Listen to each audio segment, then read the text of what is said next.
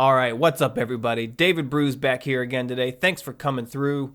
Another day, another camera angle. So I've been, like I said in the last video, I've been kind of messing around with how things are set up down here and just trying to get the feel of how these videos should look and how they should sound. So, all right, so let's get down to business. So today we're doing another beer review, and today's beer is going to be Stone Brewing IPA.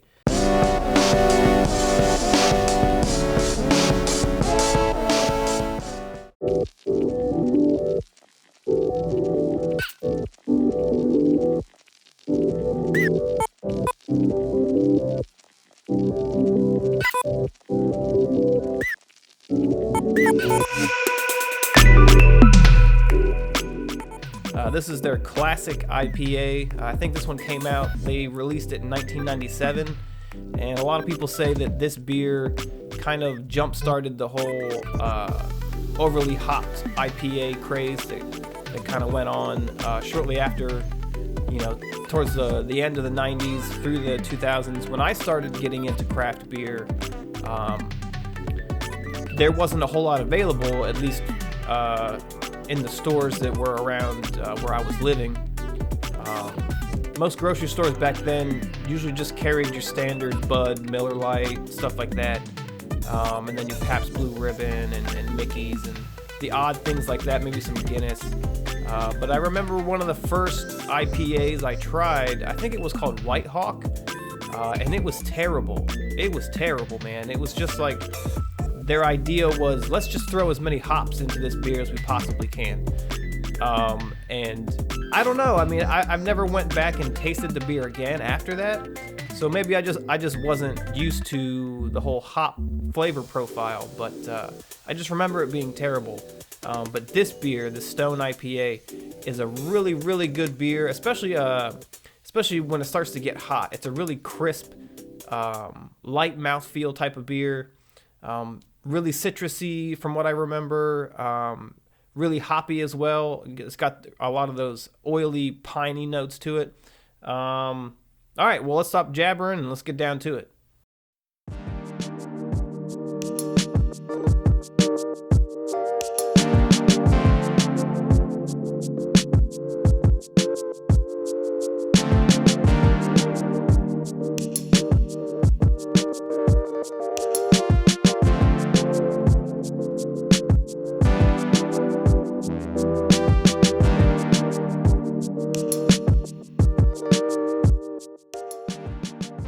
All right, taking a look at it. Let's see, this one's predominantly clear.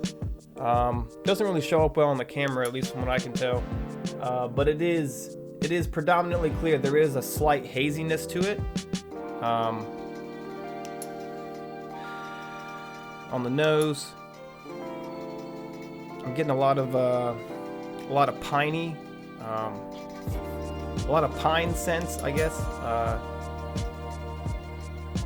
There's some citrus notes too in there.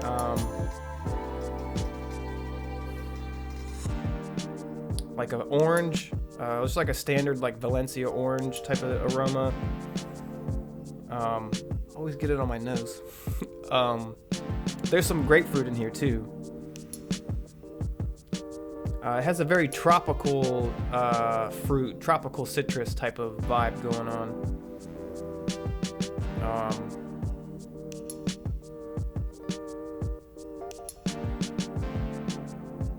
Yeah, all right, well, let's go ahead and see what it tastes like.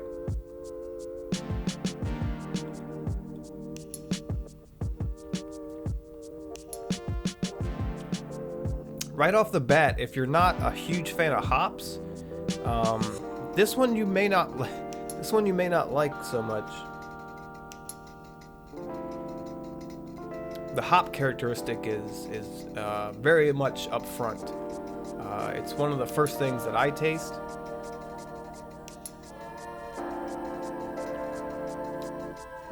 But it's not overly bitter, as some of these other IPAs, like that one I mentioned earlier. This is nowhere near as offensive in the hop category as the other one.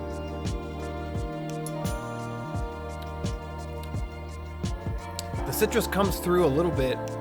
I would say it's more like I'm getting less in the flavor from the orange. I'm getting a whole lot of grapefruit right now. But it's not like, what's that one? Ballast? Ballast Brewery? Or Brewing? They have a grapefruit sculpin that is fantastic.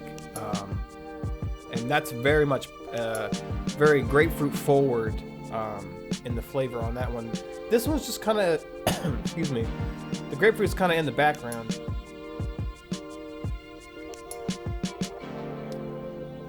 Yeah, I'm just predominantly I'm getting that oily hop flavor and mouthfeel. A slight citrus, very vague on what that citrus is, but the grapefruit definitely comes through. There is two, somewhere in the middle towards the end, it has like a dank characteristic to it. So yeah, this one's not overpowering. There is a slight malt characteristic to it that I think is evening or balancing out the high amounts of hops that are in this beer. Let's take a look on Stone's website. So what do they got going on here?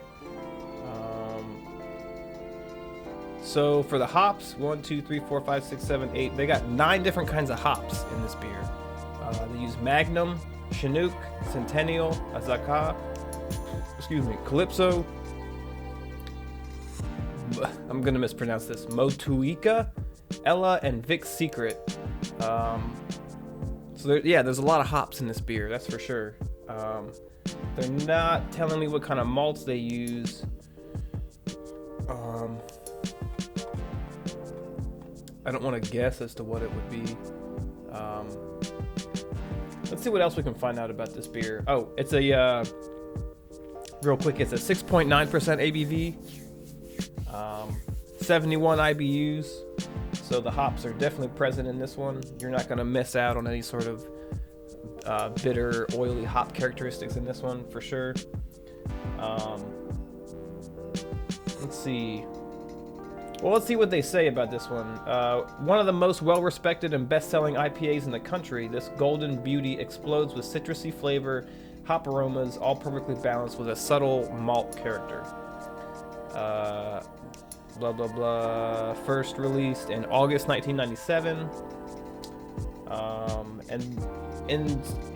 So what I've noticed in Stone Brewing's descriptions on their beers, especially on the bottles, they don't tend to put a whole lot of detailed information on there. They more often, they'll put like little short stories or little things, just kind of like more so about the brewery itself and the idea behind the beer maybe, and less so about what's actually in the beer and the types of flavors that you're going to encounter in that beer. I mean, sometimes they'll hint at it a little bit, but their descriptions are often kind of interesting. I remember tasting the oh man, what is that beer called? Oh man, hold on.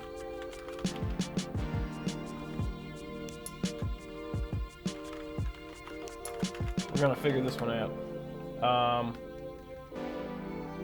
Oh, the Arrogant Bastard. The Arrogant Bastard Ale.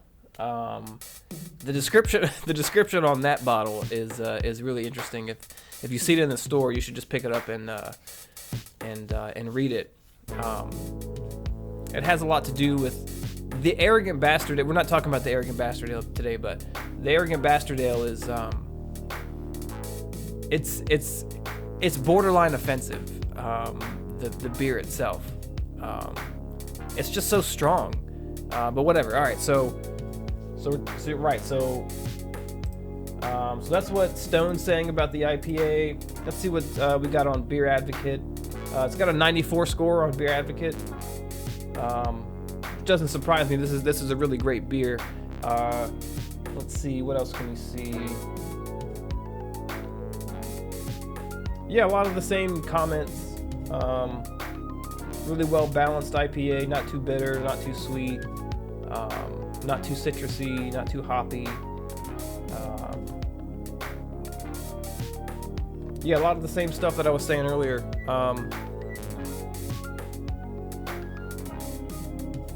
One thing that I forgot to mention in any of the other reviews that I've done on beer is temperature plays a huge role in what you get out of the aroma and what you get out of the flavor in the beers. This principle I feel is true with most beverages. Wine is a good example, but I think beer, at least for me, some breweries will suggest to you what kind of glassware to put the beer in. They'll also suggest to you the temperature that you should actually have that beer at when you're drinking it. The temperature, so most people will just chill their beers, put it in the fridge, take it out, and drink it straight away. And that's fine for things like Budweiser, Miller Lite, Corona, stuff like that, where there isn't a whole lot of flavor to begin with anyway, and I feel like the idea behind drinking those beers, especially when it's hot outside, it's just to quench your thirst. It's something cold, it's wet, it tastes relatively good, relatively speaking, so people don't think so much about the temperature of their beer because they're wanting it cold all the time anyway. There's the beer culture in this country has been that way, I feel like, for a long time, up until maybe the craft beers started to kind of really explode. But of course, prior to that, there wasn't mass availability of refrigeration and things like that. So most people would drink their beers at room temperature, or they'd keep them in a cellar, which would keep them just below room temperature, really. I mean, it wouldn't get them that cold, not as cold as your refrigerator. So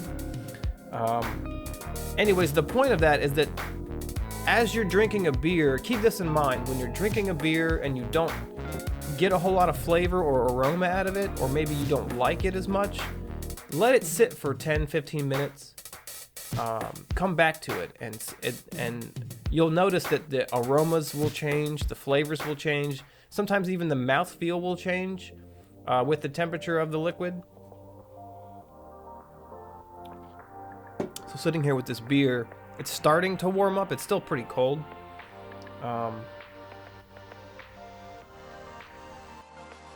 right, sorry about that. The camera cut off. I ran out of space on the memory card.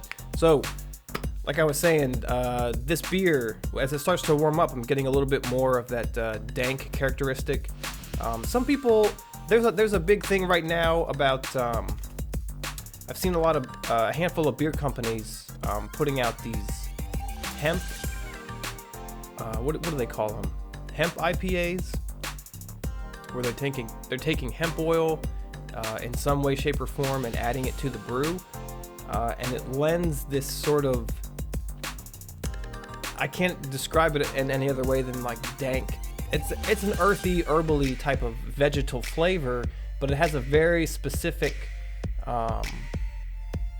there's something very specific about it. If you know what I'm talking about, you know what I'm talking about. But right, so this beer is, some of that is coming across as it starts to warm up. And it's not something offensive, and it's not something that's gonna like ruin the beer for most people. I don't think most people would make that connection with that flavor in this beer. Like I said, most people drink beer when it's really cold, and this is a fantastic beer to have when it's hot outside. It's really clean, it's really crisp. It's not, like I've said, it's not overly offensive really in any category. It's a very well balanced IPA. So if you like IPAs, if you don't like IPAs, I still suggest that you try this one out. Stone Brewing IPA. Go grab you one. They have a bunch of different IPAs out. Yeah, but this one's the one with the green label and the little demon dude on the front. Alright, so that was our beer review today. Not sure what we're going to do next week. I plan to do videos once a week. If it's not up once a week, I'm That's the plan, at least at this point. So I also want to make sure that I let you guys know what I'm going to be reviewing for the next video. I'm not 100% sure what I'm going to do. I think this time what I'll probably do is post on Facebook and Instagram some stories or some pictures about what I'm going to be doing. So keep an eye out for that. If you're not following me on Instagram, it's DavidBrews1. Don't forget to subscribe to the channel. Hit the notification bell so you're notified when I upload new videos.